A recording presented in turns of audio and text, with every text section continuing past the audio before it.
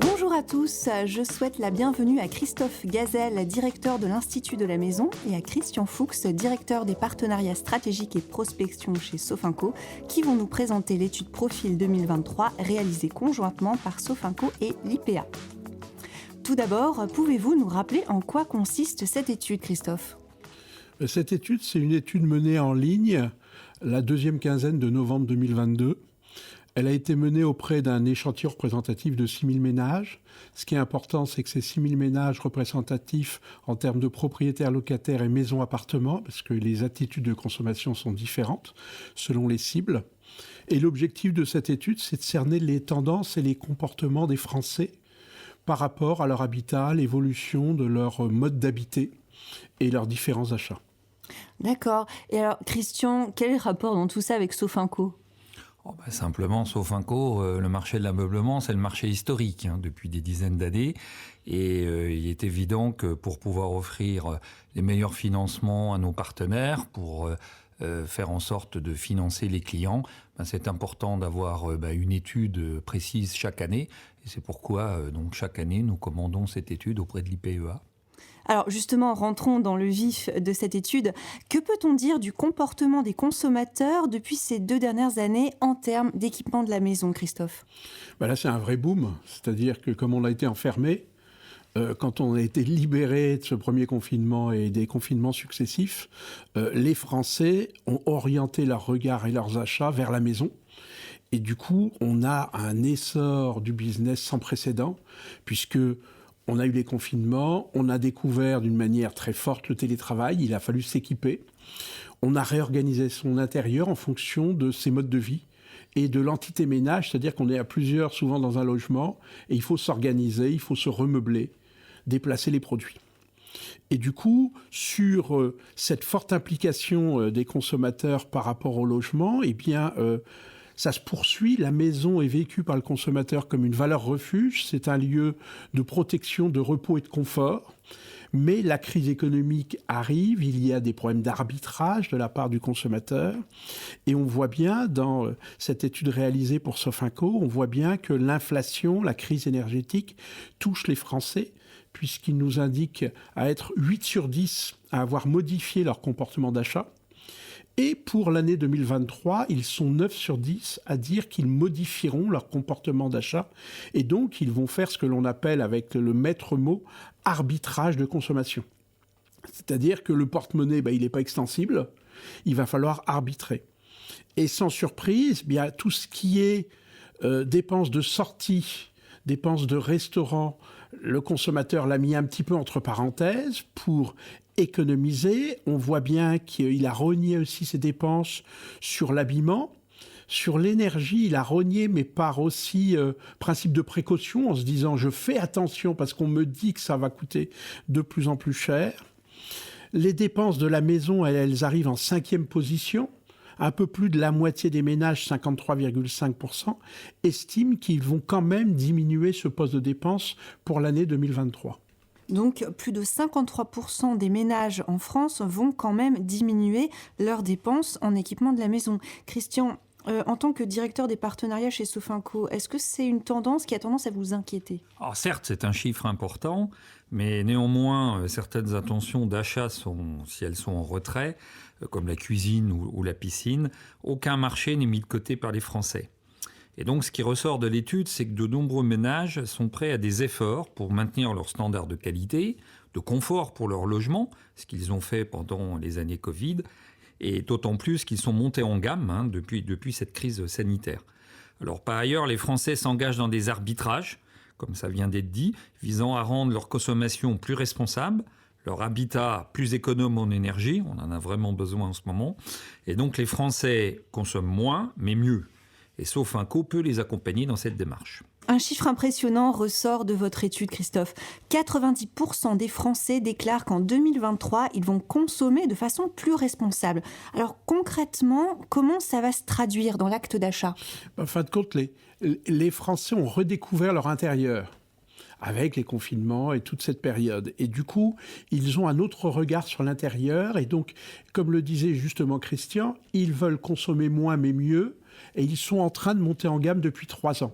Donc, ils choisissent les produits. Et quand on regarde les Français qui ont l'intention de faire au moins un achat dans leur logement en 2023, ils sont, par exemple, 11 millions de ménages qui prévoient d'acheter un meuble. Donc, c'est extrêmement important. Comme le disait Christian, il y a les intentions, il y a la réalisation en 2023 des achats. Et donc, est-ce que les consommateurs vont vraiment transformer ces intentions d'achat ? Pour l'instant, ils sont sur une tendance extrêmement favorable pour améliorer leur logement. Et ces consommateurs sont très, sensibles au lieu de fabrication du produit. Et du coup, on voit bien que le côté Made in France est plébiscité. Mais attention, il est plébiscité si la facture, elle n'explose pas. C'est-à-dire que le consommateur va accepter 5 à 10% d'augmentation du prix, mais il ne va pas accepter qu'on lui vende un produit 10 fois plus cher parce que c'est Made in France. Et du coup, l'origine du produit est un gage de qualité pour le consommateur qui souhaite acheter pour que ça dure. Et ça, c'est un retournement complet de situation avec ce double effet Covid, c'est-à-dire que ce regard sur la maison, c'est je ne suis pas sur du jetable, je suis sur du durable. Et alors, Christian, c'est ici qu'interviennent les solutions de financement proposées par les magasins. Oui, évidemment, parce que pour se permettre ce type d'achat avec une augmentation des prix qu'on constate partout en ce moment, on a besoin de financement. Et donc, on voit dans l'étude que 31,7% des futurs acheteurs envisagent de faire appel régulièrement aux solutions de financement proposées par les magasins. Alors évidemment, on a des tendances à la hausse très fortes sur certains types de postes de dépenses. C'est le cas du canapé, des fauteuils à plus de 42%, la literie, plus de 41%, et téléviseurs également 38%. Donc on voit que sur ce type d'article, le financement est un incontournable, absolument indispensable pour les magasins par rapport aux achats des clients. Alors là, justement, on vient de parler des équipements neufs. Est-ce que vous pourriez me parler de la seconde main, qui est une tendance aussi qui a le vent en poupe ? Alors, la seconde main, c'est aussi une nouvelle attitude du consommateur. On a des consommateurs qui vont être malins, qui vont être économes, qui vont vouloir changer plus souvent. Et du coup, c'est une manière de consommer plus responsable. On a vu le boom de l'achat de seconde main, puisque on voit que le marché de la seconde main, il pèse quand même 1,2 milliard d'euros, voire 1,3 milliard d'euros pour le mobilier uniquement, c'est-à-dire près de 10% de la valeur du marché neuf. Donc c'est un engagement du consommateur. Et on voit dans les perspectives 2023 que près d'un tiers des consommateurs souhaitent pouvoir équiper leur maison avec des produits de seconde main. Alors, ça, c'est dans le mobilier. Dans l'univers du brun et du blanc, dans l'électroménager, il y a déjà un marché de seconde main, mais qu'est-ce qui est en train de se passer sur l'année 2023 ? C'est l'arrivée du fonds de réparation, c'est-à-dire que l'État, les différents partenaires des enseignes et des différents organismes sont en aide aux consommateurs pour aider ce consommateur à mieux conserver et à réparer plus facilement ses produits. Et donc, dans l'électroménager, ce fonds de réparation qui vient d'être mis en place va permettre à un consommateur de pouvoir faire réparer un appareil en ayant un soutien financier entre 15 et 45 euros par produit pour pouvoir faire durer son produit plus longtemps. Et ça, c'est un gage de, un engagement très fort de l'ensemble de la société, de l'ensemble de la distribution et des fournisseurs sur plus de responsabilité et gardons plus et jetons moins. Et la planète nous dit merci. Alors, côté réparation des équipements, est-ce que les Français sont prêts à mettre les mains dans le cambouis et réparer leurs propres meubles, leurs propres objets ? Les Français sont de plus en plus bricoleurs quand même. Donc on a vu les chiffres des grandes surfaces de bricolage sur ces 3 dernières années ont montré que les Français bricolaient de plus en plus. Donc cette réparation, elle rentre dans le processus de fonctionnement de l'entité ménage, comme on dit d'un point de vue sociétal. C'est-à-dire que dans la famille, il y a toujours quelqu'un qui est là pour réparer. On voit bien que réparer du meuble, réparer des vélos, réparer des trottinettes, c'est devenu une habitude. La trottinette électrique, elle, pour 50%, quand elle est en panne, elle est quand même jetée encore, hein, parce que la réparation est complexe et que le coût de la réparation vaut peut-être pas la peine pour s'engager dans une telle réparation. Quand on regarde sur l'attitude du consommateur pour le meuble, eh bien, quand un meuble est abîmé ou quand il y a un problème de fonctionnement de ce meuble, 60% des Français réparent eux-mêmes ce meuble et ils sont 7% à le confier à un professionnel hors garantie. Donc, c'est souvent sur des meubles qui vont être de marque plutôt haut de gamme que l'on va confier aux professionnels de refaire, le tissu ou de réparer un accroc sur le cuir. Et du coup, le consommateur veut réparer, mais pas à n'importe quel prix. C'est-à-dire que quand il décide de faire réparer du mobilier ou un vélo, il va être prêt à mettre à peu près 10% du prix du produit pour réparer. Bien entendu, si je suis sur un vélo électrique, je vais accepter de monter beaucoup plus parce que l'engagement financier de ce vélo électrique est plus important.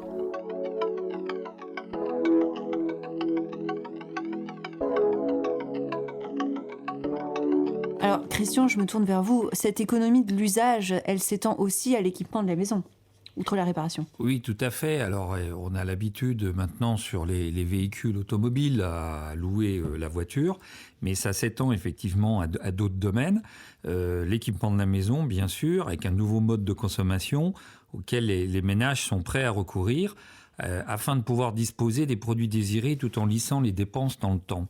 Et on le voit au niveau, par exemple, et c'était pas inné au départ, tous ceux qui font de la location à disposition donc de tourisme, hein, bien évidemment, ou les logements pour les étudiants, on peut avoir envie de plutôt louer évidemment des meubles, de la literie, plutôt que de l'acheter et d'avoir un problème, puisque au bout de 2 ans, au bout de 3 ans, on peut avoir une autre destination de cet immobilier où l'étudiant peut changer évidemment de domicile. Et donc ça, c'est une des nouvelles tendances, bien évidemment. Il y a aussi dans l'univers, alors on le sait, dans tout ce qui est mobilité, sur le vélo, la trottinette, où on peut de plus en plus voir comment on peut louer ces matériels. Et puis, il y a dans tout l'univers jardinage, motoculture, une réalité. Alors, c'était souvent de la location très courte durée, mais on voit que c'est en train de se développer sur des outils de seconde main qui continuent évidemment de renforcer, on va dire, des acteurs qui sont présents dans ce domaine. Et on a par exemple 52% des acheteurs de tondeuses, parce que la tondeuse fonctionne surtout au printemps et un petit peu à l'automne, puisque l'été, on a un peu du mal, puisque ça se développe peu, il pleut de moins en moins. Et 52% donc, des acheteurs de tondeuses se disent prêts à cet achat à la fois en produit d'occasion, mais également 33% à souhaiter louer plutôt qu'acheter une débroussailleuse, par exemple. Et donc, on voit bien que tout ceci, ça participe évidemment à un impact qui va être bénéfique au niveau environnemental, à la reprise des produits. Donc, il faut organiser tout ceci, puisqu'il faut les reprendre, les mettre en état. Et évidemment, c'est de nouveaux circuits de distribution qui sont en train de s'installer dans l'univers des consommations des Français. Mais pour autant, on parle vraiment de montée en gamme qui est observée ces 2 dernières années. C'est quand même assez paradoxal. Est-ce que c'est une tendance qui va se maintenir ? Alors cette tendance, elle se maintient, même elle se développe. C'est-à-dire que Christian disait justement qu'il y avait un essor de la location parce que c'est un côté très pratique. Et on voit bien qu'on est dans l'économie d'usage développée par Philippe Moati de l'Obsoco. On préfère avoir l'usage que la propriété pour certains produits qu'on n'utilise pas souvent. Et du coup, il y a un pan de la consommation qui va faire ça et le consommateur veut monter en gamme pour avoir des produits de meilleure qualité qu'il veut garder plus longtemps. Et du coup, c'est vraiment l'accélération de cette période Covid qui amène le consommateur à faire des arbitrages. Et le mot-clé de 2023, c'est vraiment arbitrage. C'est-à-dire que je ne vais pas continuer à consommer toujours plus ou toujours autant. Je vais arbitrer mes achats et dans l'univers de la maison, j'ai envie d'arbitrer sur plus de valeur, plus de montée en gamme. Alors Christian, quelles solutions de financement en magasin permettent d'accompagner ce type d'achat ? Alors on a plusieurs sortes de financement, mais le point important, c'est surtout que les Français souhaitent réduire le montant des mensualités. Et donc, évidemment, on peut allonger la durée du financement, ce que permettent de plus en plus les outils qu'on met à disposition des magasins. Et donc, ça permet évidemment aux Français de pouvoir continuer à acheter des meubles et d'équipements de la maison dont ils ont envie, et évidemment sans rogner sur la qualité, ce que vient de dire Christophe, parce que ça permet d'allonger aussi la durée de vie du produit, ou lorsqu'on veut le revendre, la qualité en seconde main. Et c'est le cas par exemple pour la cuisine, où 45% des futurs acheteurs dans l'étude disent souhaiter allonger la durée du crédit, et en faisant cela, la mensualité moyenne souhaitée pour cet équipement est passé de 175 € en 2022 à 155 € en 2023.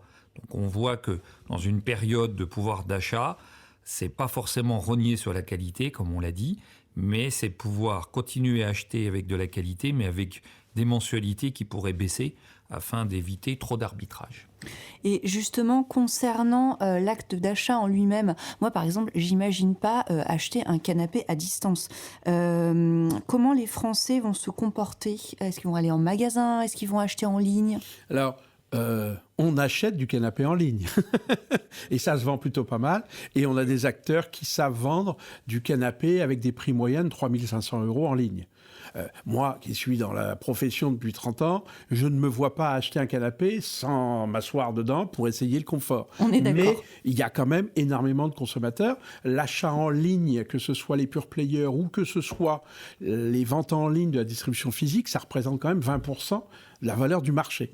Par contre, sur 2023, on voit bien, et le processus a été entamé en 2022, le consommateur revient encore plus en magasin puisque 90% des achats en acte d'achat vont se faire dans les magasins. Le consommateur a besoin de voir les produits, a besoin de les toucher, etc. Et on voit bien, la FEVAD vient de présenter les résultats de 2022. Qu'est-ce qui baisse dans le e-commerce ? C'est les produits. C'est-à-dire moins 7% sur les ventes de produits en 2022. Donc, ce qu'il faut comprendre dans l'univers de la maison, c'est que le consommateur a accéléré la digitalisation de son parcours d'achat. C'est-à-dire qu'il commence sur son smartphone, sur sa tablette, il voit plein de choses, il découvre, il a des configurateurs qui lui permettent de démarrer des projets. Du coup, il démarre sur la toile, mais pour de la cuisine, du dressing, pour tout ce qui est sur mesure, il va terminer en magasin parce qu'il a besoin des conseils du vendeur et de voir les échantillons. Et puis, on voit bien que dans la literie, le canapé, les fauteuils, on a besoin d'essayer. Mais toute la distribution physique a créé une offre en ligne parce que le consommateur, il démarre quand même son parcours d'achat assis dans son canapé avec toute sa famille. Mais le magasin reste largement privilégié par le consommateur. Tout à fait. Nous arrivons au terme de cette synthèse d'une étude extrêmement riche qui met en exergue les comportements des consommateurs pour les mois à venir. Christian, en conclusion, quelles grandes tendances émergent ? En conclusion, je vous incite à lire l'étude qui est disponible sur le site, qui est extrêmement riche et extrêmement précise. Il est évident que les grandes tendances, c'est consommer moins mais mieux. Les Français vont continuer évidemment à faire de l'arbitrage, mais nous pensons que beaucoup de marchés vont continuer à se développer. Et pour le financement, Sofinco est prêt évidemment à continuer à distribuer de bons produits et est prêt à épauler tous ses partenaires pour satisfaire les clients. Merci à tous les deux.